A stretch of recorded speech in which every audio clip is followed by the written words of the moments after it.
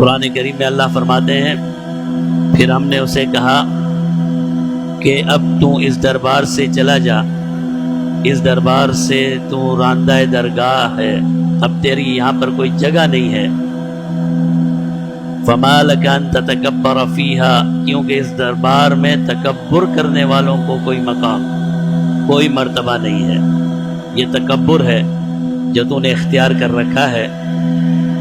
تو اس نے اللہ سے مہلت مانگی اور اللہ نے اسے مہلت عطا فرما دی، قیامت تک کی مہلت عطا فرما دی۔ اور اس نے پھر انسان سے اپنی دشمنی اور اپنی عداوت کا کھل کر اظہار کیا، کہنے لگے گا فَبِمَا أَغْوَيْتَنِي لَأَقْعُدَنَّ لَهُمْ صِرَاطَكَ الْمُسْتَقِيمَ، جس کی وجہ سے آج آپ نے مجھے اپنے دربار سے نکالا ہے، اب میں اسے بھی نیک نہیں رہنے دوں گا، میں صراط مستقیم پر بیٹھ جاؤں گا اور آگے سے، پیچھے سے، دائیں سے، بائیں سے، ہر مقام سے آ کر اسے پھسلاؤں گا اور اسے آپ وَلَا تَجِدُ أَكْثَرَهُمْ شَاكِرِينَ، ان میں سے اکثر کو اپنا نیک بندہ شکر کرنے والا نہیں پائیں گے۔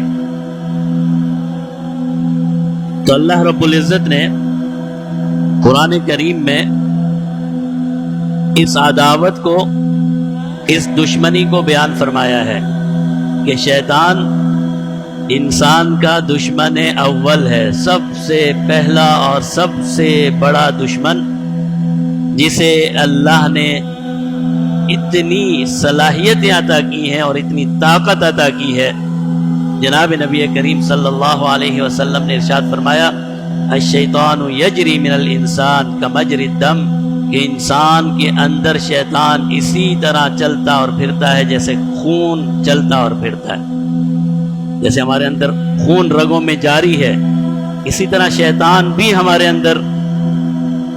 اندر موجود ہے۔ اور پھر بعض علماء نے فرمایا خون سے تشبیہ کیوں دی کہ خون کے چلنے میں اور خون کے جاری ہونے میں آپ کو احساس نہیں ہوتا، ہو رہا ہے کسی کو بھئی خون چل رہا ہے، نعوذ باللہ خون رک جائے تو پھر مسئلہ ہو جاتا ہے۔ تو شیطان بھی اسی طرح ہمیں منٹوں اور سیکنڈوں میں گمراہ کر دیتا ہے اور ہمیں احساس ہی نہیں ہوتا کہ کیا ہو گیا۔ تو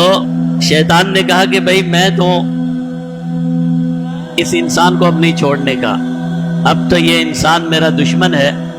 اور میں دکھلاؤں گا، نعوذ باللہ اللہ کو کہہ رہا ہے، اللہ کو شیطان کہہ رہا ہے کہ میں دکھلاؤں گا کہ آپ کا یہ فیصلہ غلط ہے، نعوذ باللہ، کہ مجھ سے اعلیٰ انسان یہ تو ہو ہی نہیں سکتا، اب میں نے یہ دکھلانا ہے۔